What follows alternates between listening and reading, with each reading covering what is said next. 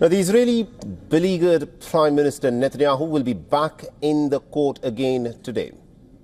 After testifying for almost about 5 hours on day one of his trial for these very serious charges of corruption against him, he's dismissed the corruption charges against him as some kind of ridiculous in court on Tuesday. He also rejected the charges, saying that there is no corruption, no fraud that was committed by him. And he's also lashed out at the media, saying that most of the Israeli public is right-wing, but the media is 98% on the other side.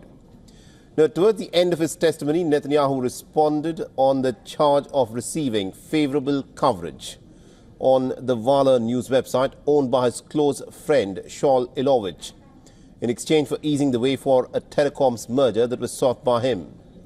In particular, the prosecutors alleged that this scheme was agreed upon at a dinner in 2012, in which Netanyahu and his wife Sarah Netanyahu had hosted Ilovich. Netanyahu argued that there was simply no agreement, no bribery, even after the dinner. He also contended that WION at the time was extraordinarily adversarial against him and that this did not improve over the next period of time. Hundreds of protesters and also onlookers gathered outside of the Tel Aviv courthouse on Tuesday. Many chanted for Netanyahu to be brought to justice. But some of his supporters called the allegations against Bibi to be false. Now, according to reports, for the second day of his testimony, the Israeli sitting Prime Minister is scheduled to appear at the Tel Aviv court at about 2:30 p.m. local time. Now, remember, he happens to be Israel's first ever sitting Prime Minister to face a criminal trial.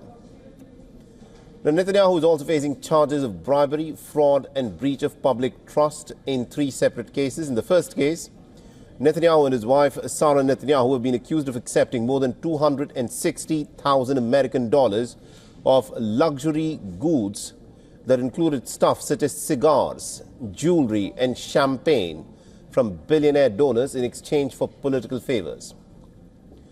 The second case that Netanyahu finds himself embroiled in involves alleged attempts by the Prime Minister to reach a deal with the publisher of a very popular news daily for better coverage by agreeing to weaken the status of a rival newspaper.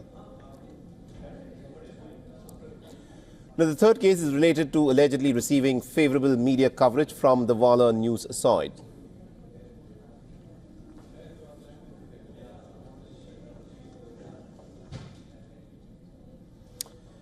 And WION's correspondent from Israel, Jody Cohen, has sent us this report as to what is to be expected on day 2 of Netanyahu's corruption trial.